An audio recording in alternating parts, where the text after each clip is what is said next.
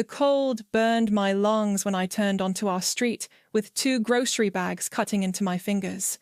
It was the kind of December evening when the whole city looked tired.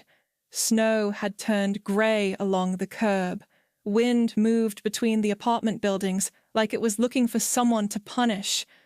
My legs ached from a 12-hour delivery shift, and every step up the icy sidewalk felt heavier than the last.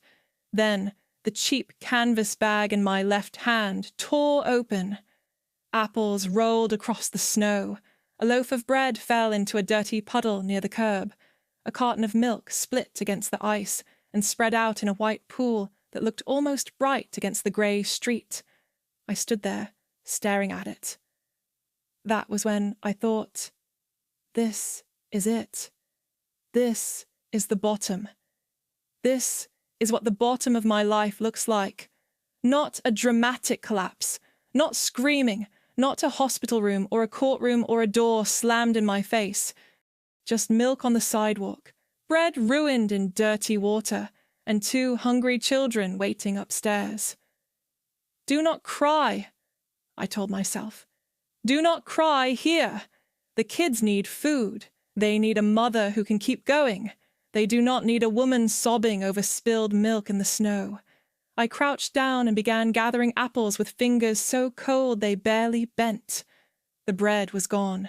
The milk was gone. I had enough money left for nothing until Saturday, and it was only Tuesday. "Wait," a voice said.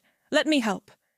It was a man's voice, low and calm, strangely warm in that freezing air. I looked up.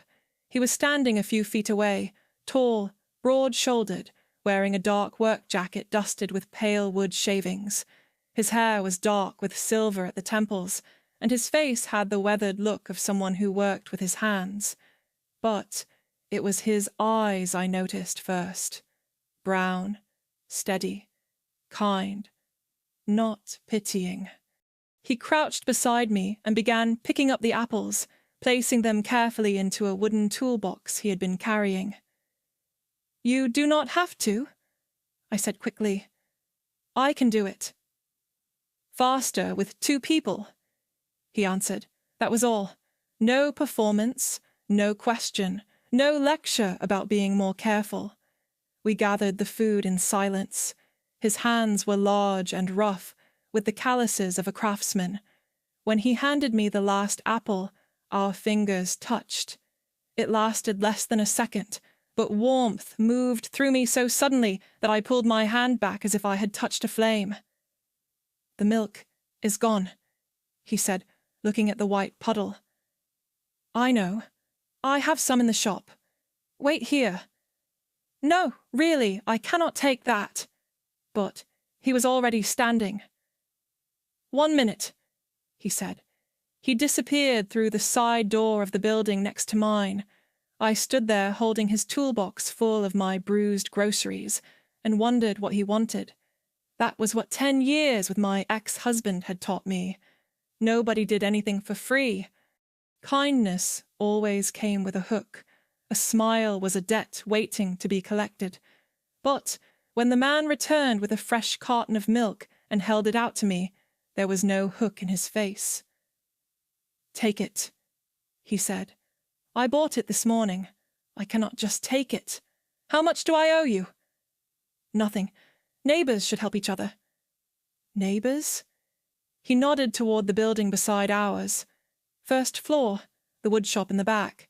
Daniel Reed. Most people call me Dan." "Allison," I said. "Allison Walker." It was the first time in months that someone had asked my name as if it mattered. "You have far to go?" he asked. I pointed to the chipped entrance door 5 yards away. "Right there. Then I will carry it up." I wanted to refuse. I was good at refusing help. Refusing help made me feel less poor, less desperate, less exposed.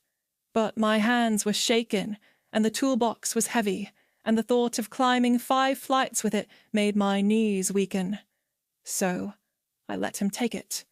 He carried the box up the cracked concrete stairs without commenting on the smell, the peeling paint, or the broken light on the third-floor landing. When I unlocked the apartment door, my children appeared in the narrow hallway. "Mom." Noah ran to me first. He was 8, thin and serious, with eyes too watchful for a child. Behind him stood Lily, 12 years old and already carrying the kind of worry children should not know how to carry. "You were gone so long," Noah said. "I am here, sweetheart."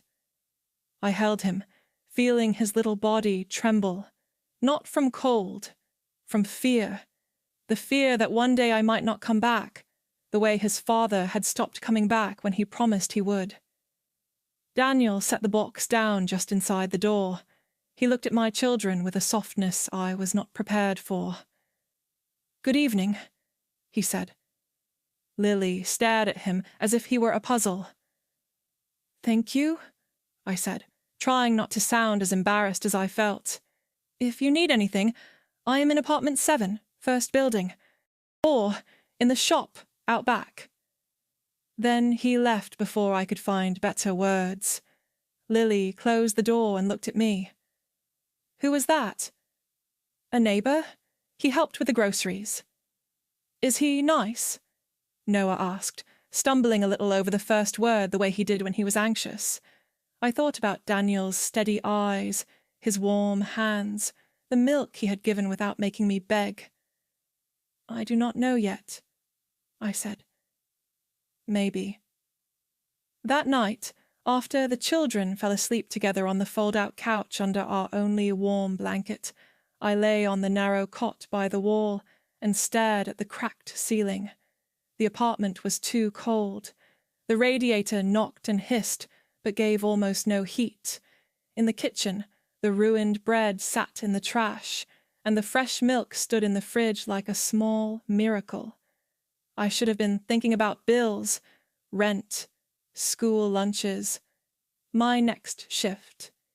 Instead, I kept remembering Daniel Reed's eyes, calm brown eyes with lines at the corners, eyes that looked as if they knew pain and had not let it turn them cruel. My life then was simple in the worst possible way. Work, children, debt, exhaustion, sleep, repeat. I was 34 years old, but the woman in the mirror looked older. Her eyes were dull. Her hands were rough from cold and work. Her shoulders curved inward as if she were always bracing for a blow. Once, I had been different. I had studied computer science. I had loved design, color, clean lines, making websites that felt alive. Professors told me I had talent. I had job offers once, real ones. Then I met my husband, Mark Walker. Mark was charming when he wanted to be. He made me feel chosen. He said he believed in me. Then we married. Lily was born. Noah followed. And slowly, my world shrank to the size of his moods. 10 years of marriage turned me into a shadow, a function, a woman who apologized before she spoke. When Mark left for another woman, he did not simply leave me. He left me with 2 children, unpaid bills, outdated skills, and a terror of needing anyone. He sent child support when he felt like it. He made promises to the kids and forgot them. He called me dramatic when I asked for help. I applied for design jobs, but the world had moved on. My portfolio was old. My confidence was older. Employers glanced at the gap in my resume and gave me polite smiles. So I became a delivery driver and courier. 12 hours on my feet. Snow, rain, stairs, traffic, bad tips, cheap pay. But it was work, and work meant the children ate. We lived in a 1-bedroom apartment in an old building on the east side of Buffalo, where the pipes leaked and black mold crept along the bathroom window. Rent swallowed almost everything I earned. Mark's child support, when it came, paid for groceries and school supplies. There was never enough left. I had accepted that no one was coming to save us. Then Daniel appeared with wood shavings on his coat and milk in his hand. I did not know then that one torn grocery bag would change everything. I did not know that the man who helped me in the snow would become both my fear and my salvation. I did not know that he had his own wounds, his own child, his own dead love he still carried like a candle cupped against the wind. All I knew that night was that his hand had been warm, and for 1 second my frozen heart had remembered how to beat. For the next 3 days, I tried to avoid him. Avoiding people was easier than trusting them. I took a different entrance when I could. I kept my eyes down when I passed the workshop door. I told myself Daniel had only been polite, and that polite men were not the same as safe men. Then, on Friday evening, I came home from work and smelled smoke in the stairwell. My children. I ran up the stairs so fast my lungs burned. When I threw open our apartment door, black smoke rolled from the kitchen. Lily was standing on a chair in front of the stove, waving a towel frantically over a pan of burned potatoes. Noah sat in the corner with his hands over his ears, rocking back and forth. "Mom!" Lily cried. "I tried to make dinner, but the burner will not turn off." I grabbed the pan and shoved it under cold water. Steam exploded upward. The burner was still hissing. The knob spun uselessly in my hand. "No! No! No!" I dropped to my knees and tried the gas valve under the stove. It was rusted tight. Someone knocked hard on the door. I turned. Daniel stood there with a toolbox. "I smelled smoke," he said. "Need help?" I wanted to say no. I wanted to be the kind of woman who could handle everything alone. But the burner was still on, and my children were staring at me. I stepped aside. Daniel moved quickly. He knelt by the stove, pulled a wrench from his box, and worked with the calm focus of someone who had fixed 1,000 broken things. Within 2 minutes the gas was shut off. "Old valve," he said, wiping his hands on a rag. "Dangerous. The burner mechanism too. It needs replacing." "I know." My voice was small. "I just do not have the money." His eyes met mine. Again, there was no pity, only understanding. "I may have parts from an old stove in the shop. Same kind. I can put them in tomorrow. I cannot pay you." "I did not ask you to." "Why are you doing this?" I asked, before I could stop myself. Daniel closed his toolbox slowly. "Because I know what it is like to be alone with a child and no help." Something in his voice made the room go quiet. Lily stepped closer. "Are you a carpenter?" she asked. "You have sawdust on your jacket." Daniel smiled, and his whole face changed. "Good eye. I build custom furniture, tables, shelves, cabinets, whatever people need." "Birdhouses?" Noah asked suddenly. It was the first thing he had said since I came in. Daniel crouched so he was level with him. "Birdhouses, too. Can you teach me?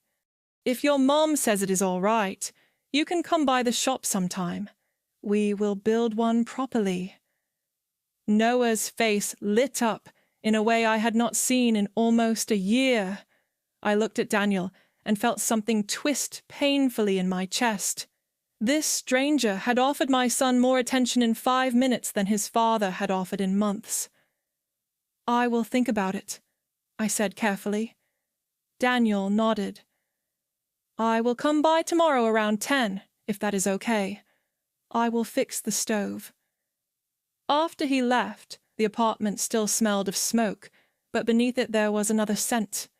Pine. Varnish. Clean wood. The smell of his workshop. The next morning, he arrived exactly at 10 with his toolbox and a paper bag that smelled of warm pastry. "My mother made too many cinnamon rolls," he said. "She told me to share with the neighbors." I did not know whether his mother had really made too many, or whether he had invented a gentle excuse. The children were already looking at the bag with wide eyes, and I did not have the heart to refuse. While Daniel repaired the stove, Lily set the table. Noah sat beside him, watching every movement as if Daniel were performing magic. "Why do you know what it is like to be alone with a child?" Lily asked suddenly. Daniel did not look up from the stove. "I have a daughter. Grace. She is 15. Where is her mom?" "Lily," I said sharply. "It is all right," Daniel said. He tightened a screw, then sat back on his heels. "Her mother died 3 years ago.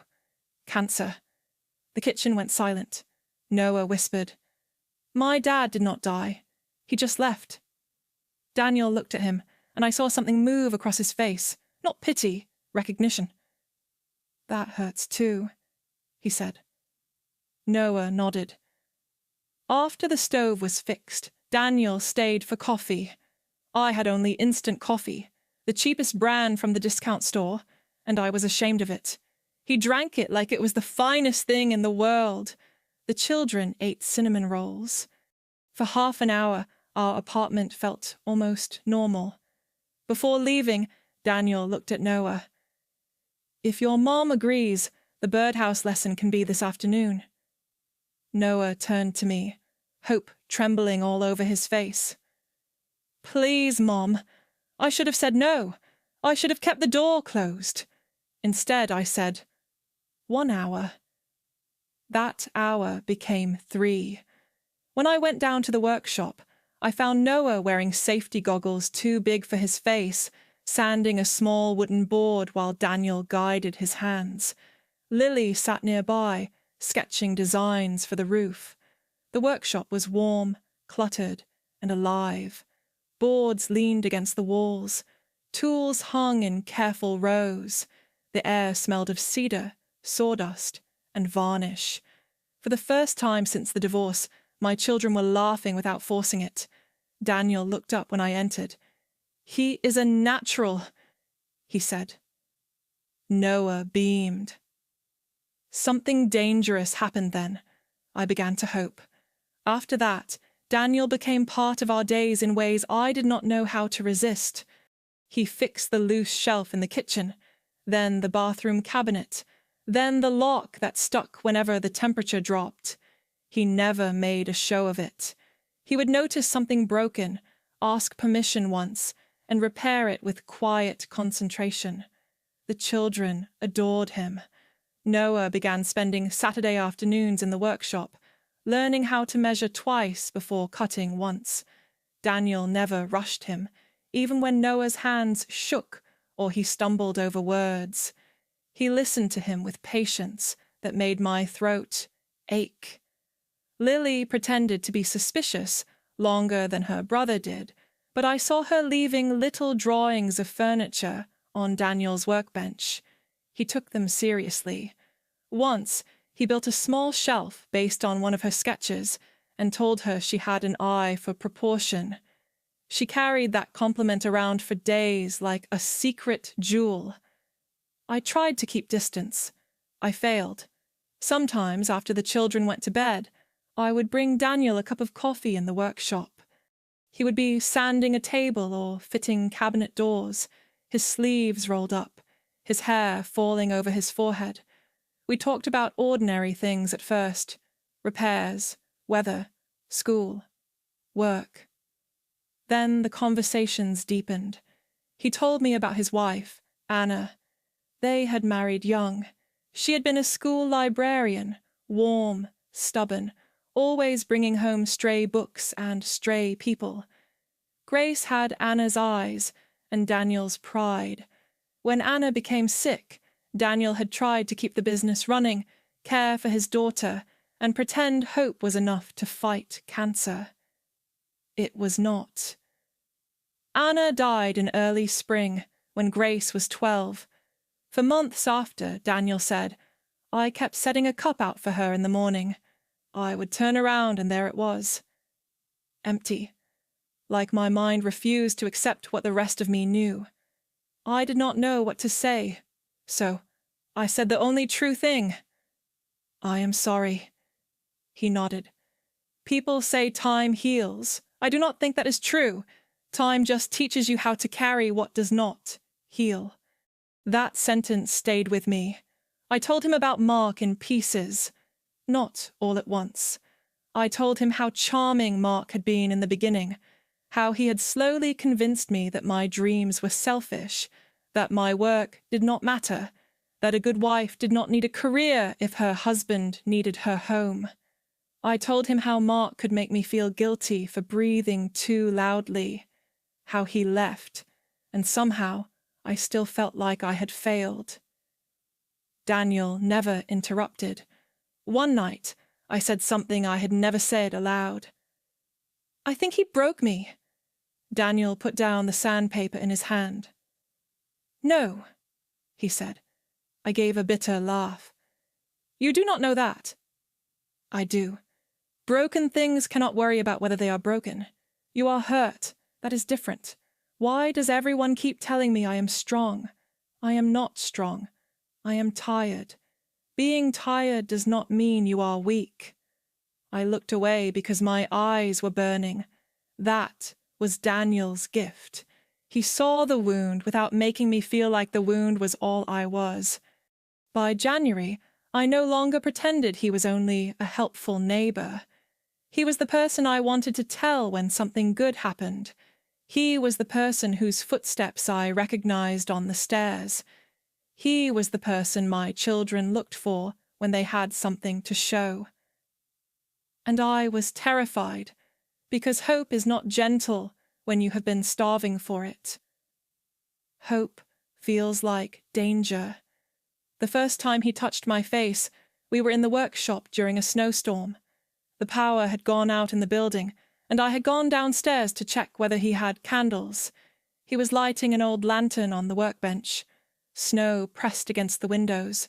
The whole city seemed silent. "You have sawdust in your hair," I said. He smiled. "That is usually where it lives." Without thinking, I reached up to brush it away. My fingers touched his temple. He went still. I should have stepped back. I did not. Daniel lifted his hand slowly, giving me time to move. When I did not, he touched my cheek with the backs of his fingers. Such a small gesture. Almost nothing. But I felt it everywhere. "Allison," he said, voice rough. "Do not," I whispered. "All right." He lowered his hand at once. That made me want to cry more than if he had pushed. "I am not ready," I said. "I know. I may never be. I will not ask for what you cannot give." That was when I kissed him. It was not planned. It was not graceful. I stepped forward and pressed my mouth to his, because some part of me understood that safety was not the absence of fear. Safety was knowing the other person would stop if you asked. Daniel froze for half a heartbeat, then kissed me back with a tenderness so careful it almost hurt. When we separated, I was shaking. "I am scared," I said. "Me too." "Of what?" "Of loving someone again." The honesty of it broke me open. We did not tell the children right away. We told ourselves we were being careful, but children notice everything. Lily noticed the way I smiled when Daniel knocked. Noah noticed that Daniel started walking us home from the grocery store, even when it was not on his way. Grace noticed most of all. Grace had Daniel's eyes, but not his softness. At 15, she was all angles, silence, and grief sharpened into suspicion.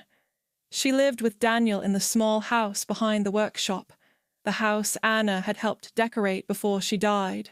Grace came to the apartment sometimes, but she never stayed long.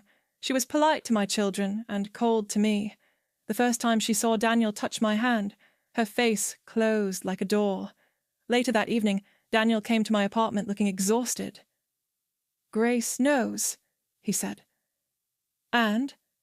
"She is furious." I sat down slowly. "Maybe she has a right to be. She has a right to be hurt. She does not have a right to punish you for existing." Daniel rubbed his face. "She thinks I am replacing Anna. Are you?" "No." "Then tell her that." "I have.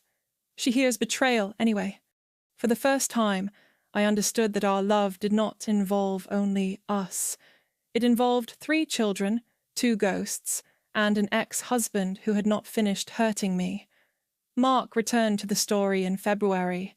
He called on a Sunday afternoon, drunk enough that his words blurred. "I hear you have a man around my kids." My blood went cold. "Where did you hear that?" "Buffalo is not that big, Allison. You have not seen the kids in 2 months. That can change." The threat was soft, but I heard it. "If you think I will let some carpenter play daddy to my children, you are dumber than I thought. Do not call here drunk." He laughed. "Maybe I should talk to a lawyer. Maybe the court should know what kind of mother brings strange men around her kids." I hung up, but my hands shook for an hour. Daniel found out because Noah told him. Children hear what adults try to hide. He came to my door that night. "You should have told me. It is not your problem. The kids are not a problem. You know what I mean?" "I do. And you are wrong. I wanted to believe him. I wanted to believe we could fight Mark, Grace's anger, poverty, grief, all of it. But fear was older than love in me. Fear knew all the rooms of my heart. Love was still learning the hallway. For 2 weeks, I pulled away. I stopped bringing coffee to the workshop. I told Noah he needed to spend more time on homework and less time building birdhouses. I answered Daniel's calls with short messages. When he came to the apartment, I kept the door half closed. He understood before I said anything. "You are leaving before I can leave you," he said one night. "That is not fair. Is it wrong?" I could not answer. "Grace hates me," I said. "Mark is threatening custody. My children are getting attached to you. What happens if this fails? What happens if you wake up one morning and realize we are too much?" Daniel's face tightened. "You think I do not know what too much looks like. I buried my wife. I raised a grieving daughter. I built a business with one hand while holding my life together with the other. You and your children are not too much, Allison. You are life. Messy, loud, frightened life." I cried then, but crying did not make me brave. I told him we had to stop. He stood very still. "Is that what you want?" "No." "Then why are you doing it?" "Because wanting is not enough." He nodded once, as if something inside him had gone quiet. "All right, Daniel." "No, I will not beg you to let me love you." He left. For the next 3 weeks, the building felt colder than it had all winter. Noah stopped asking about the workshop after the first few days. Lily watched me with disappointment she was too kind to name. I worked longer shifts, came home more tired, and told myself I had done the responsible thing. Then Noah disappeared. It was a Thursday evening. I came home and found Lily standing in the hallway, pale and trembling. "Noah is gone," she said. "Gone where?" "I do not know." We argued. "He said he was going to tell Uncle Dan sorry." I thought he was just going downstairs, but he never came back. My body turned to ice. We searched the building first. Stairwells, laundry room, basement, then the block. I called his name until my throat hurt. Snow was falling again, thick and silent.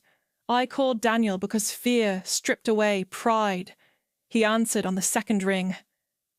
"Allison?" "Noah is missing. I will find him. Not I will help. Not calm down. I will find him." 20 minutes later, Daniel came back carrying my son. Noah was wrapped in Daniel's coat, face red from cold, sobbing so hard he could barely breathe. Daniel's own shirt was wet with melted snow, and his hands were shaking. He was sitting on the back steps of the workshop. Daniel said. He said he came to say goodbye. "Goodbye," I whispered. Noah clung to me. Uncle Dan does not want to be my friend anymore because you stopped loving him." The words cut through me. Daniel knelt in front of my son. "Noah, listen to me. I did not stop caring about you. I will never stop caring about you. Grown-ups can make a mess of things, but that is not your fault. Are you and Mom still friends?" Daniel looked at me. The pain in his eyes nearly undid me. "We will always care about each other," he said. He stood to leave. "Dan, wait." He stopped, but did not turn. "Thank you for finding him." "Always," he said. Then he walked away. That night, after the children finally slept, I sat at the kitchen table with cold tea in my hands and looked toward the window. A light was still on in Daniel's workshop.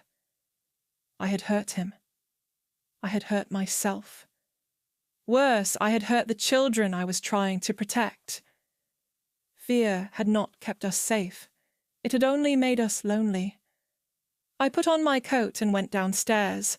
The workshop smelled of sawdust, old varnish, and whiskey. Daniel opened the door after my second knock. He had not shaved. His eyes were red, his shirt wrinkled, and behind him the shop was in a disorder I had never seen before. Half-finished boards lay across the bench. Tools were scattered. A bottle sat near the lamp. "What do you want, Allison?" he asked. "To talk. There is nothing to talk about. There is everything to talk about." He stepped aside and I entered. For a moment we stood among the sawdust and unfinished work, like two people meeting after a war. "You look terrible," I said. He gave a humorless laugh. "That is what you came to say?" "No. I came because I was wrong." His face changed, but he said nothing. "I was scared," I continued. "Mark threatened me. Grace hated me. The children were getting attached. I thought if I ended it first, I could control the damage." "And did you?" "No." My voice broke. "I made it worse."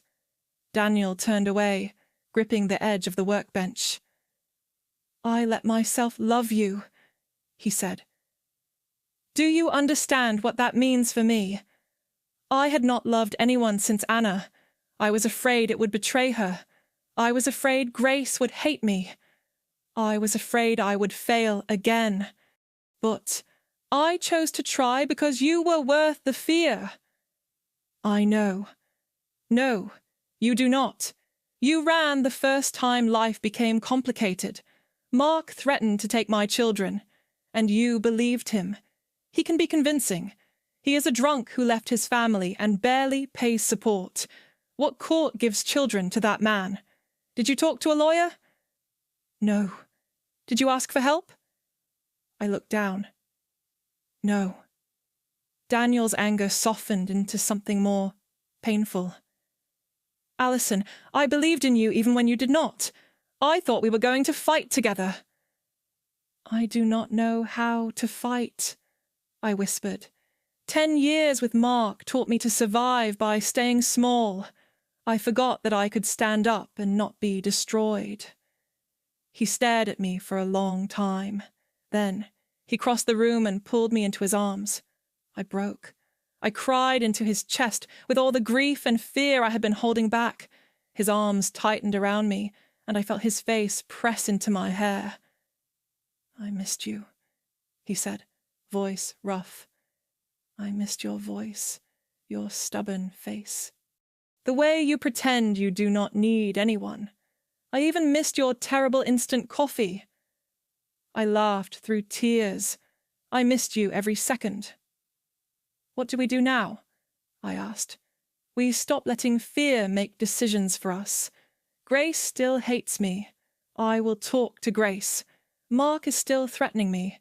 You will talk to a lawyer, a real one, not the version of Mark that lives in your head." I looked up at him. "And if it is hard, then it is hard together." "I love you," I said. "I love you so much it scares me." "Good," he whispered. "I am scared too." He kissed me then, Not gently at first, but desperately, as if he had been holding his breath for weeks. I kissed him back with all the apology and longing I did not have words for. The workshop door creaked. We turned. Grace stood in the doorway in pajama pants and a sweatshirt, barefoot, her face wet with tears. Behind her were Lily and Noah. "We were listening," Lily admitted. "Sorry, Mom." Grace looked at me, then at Daniel. "I want to talk too," she said. "But I want everyone to tell the truth." Daniel nodded. Then, "Come in." So, we sat on the floor of the workshop, all 5 of us, surrounded by sawdust, wood scraps, and unfinished furniture. 3 children and 2 adults, all wounded in different ways, all frightened of losing something. Grace spoke first. "I did not want to be mean," she said. "When Mom died, something in me broke. I thought if Dad loved someone else, it meant Mom was really gone, like we were replacing her." Daniel put an arm around his daughter. "No one can replace your mother." "I know that in my head," Grace said, "but not here." She touched her chest. "Before she died, Mom told me she wanted you to be happy someday. I hated her for saying it. I thought it meant she was giving you away." "Oh, Gracie." Daniel's voice cracked. I reached out slowly, giving Grace time to pull away. She did not. I touched her hand. "I am not trying to be your mother," I said. "You had a mother. From everything I have heard, she was wonderful. I would never try to take her place. I only want to be allowed to care about your father. And maybe, one day, about you." Grace looked at me through tears. "Do you really love him? With all my heart, will you leave?" The question was small, younger than 15. It was the voice of a child whose mother had left the world and never returned. "I cannot promise life will never hurt us," I said, "but I can promise I will not run, because loving you is complicated." Lily moved closer to Grace. "I was scared too," she said. "I thought if Mom loved your dad, maybe there would be less love for us. But I think love does not work like food. You do not run out just because more people come to the table." For a moment, everyone was silent. Then Noah said, "I just want us to finish the birdhouse." That made us laugh and cry at the same time. Grace wiped her face with her sleeve. "Can we try?" she asked. "Trying is enough for tonight," Daniel said. We leaned into one another awkwardly at first, then closer. 5 people on a dusty workshop floor, not yet a family, but no longer separate. The next morning, Daniel drove me to a family lawyer. I expected judgment. Instead, the lawyer listened, took notes, and looked me directly in the eye. "Your ex-husband is bluffing," she said. "He has inconsistent support payments, no stable caregiving history, and you have evidence of emotional abuse and neglect. You should not be living under this threat. Can he take the children?" "Not easily, and not because you are rebuilding your life. For the first time in years, I breathed all the way in. We filed for a formal custody arrangement and increased child support. Mark raged. He called. He threatened.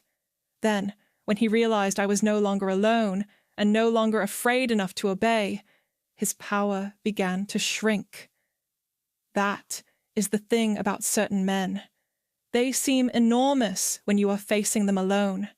Put truth, witnesses, paperwork, and people who love you beside you, and suddenly they become smaller. Grace did not transform overnight. Neither did Lily. Neither did Noah. Neither did I.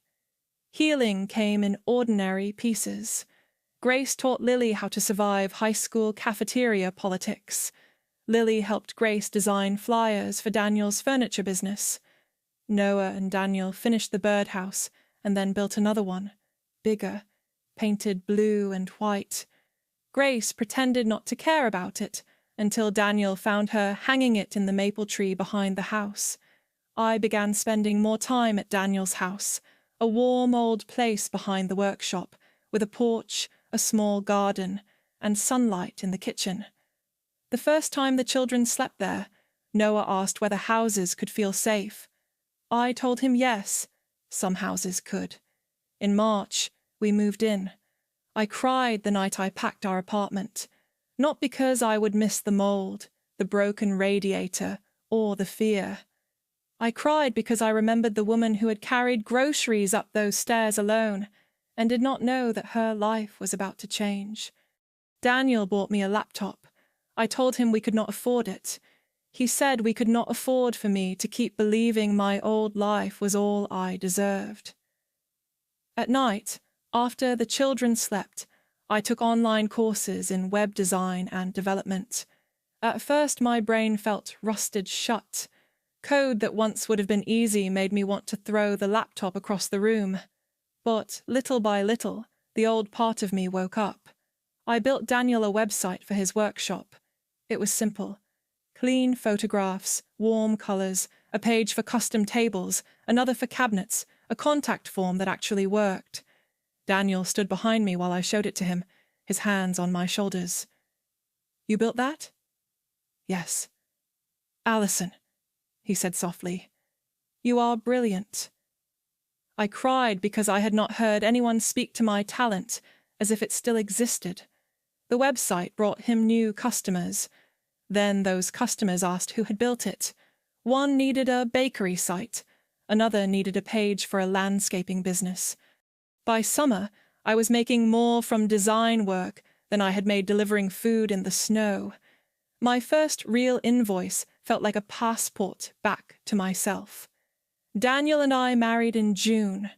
It was not a grand wedding. We did not need one. We stood in a small courthouse with the children, Daniel's mother, and 2 friends as witnesses. I wore a simple white dress from an ordinary store. Grace carried a bouquet of wildflowers she had picked herself. Lily took too many pictures.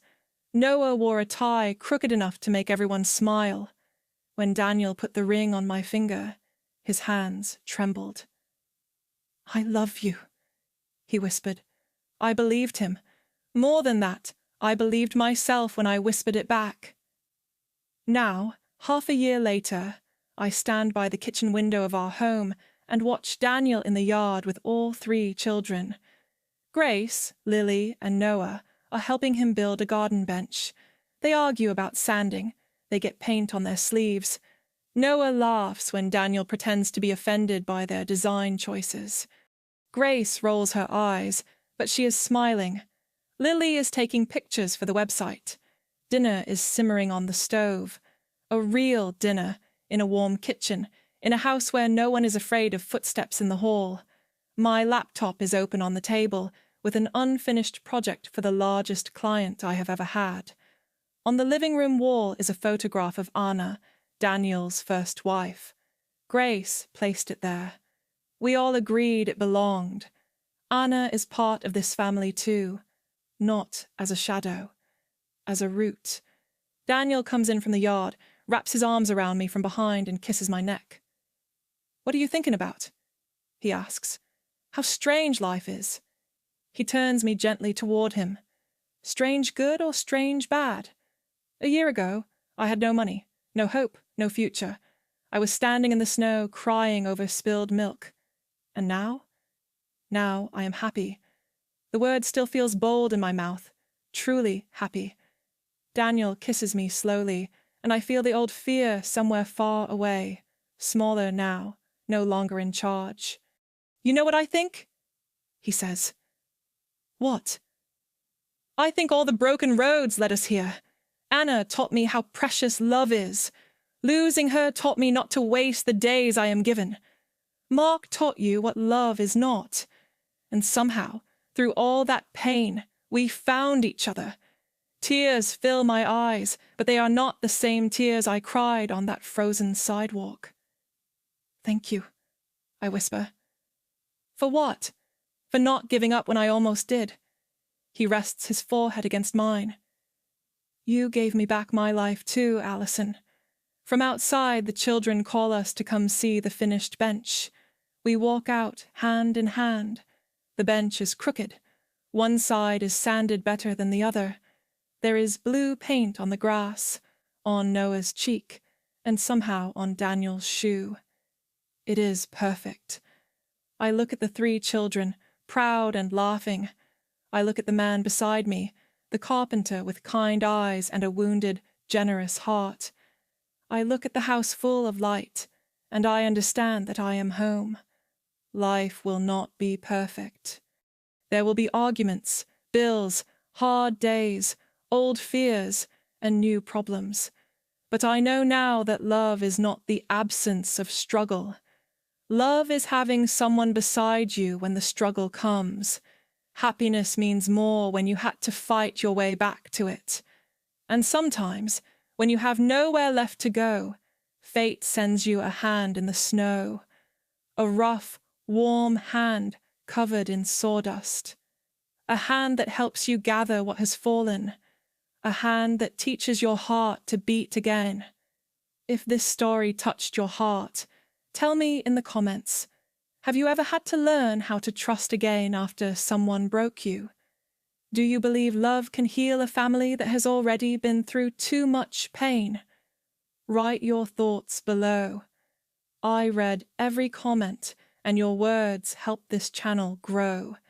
If you want more emotional stories about love, loss, forgiveness, and second chances, subscribe to the channel and stay with us for the next story. Thank you for listening.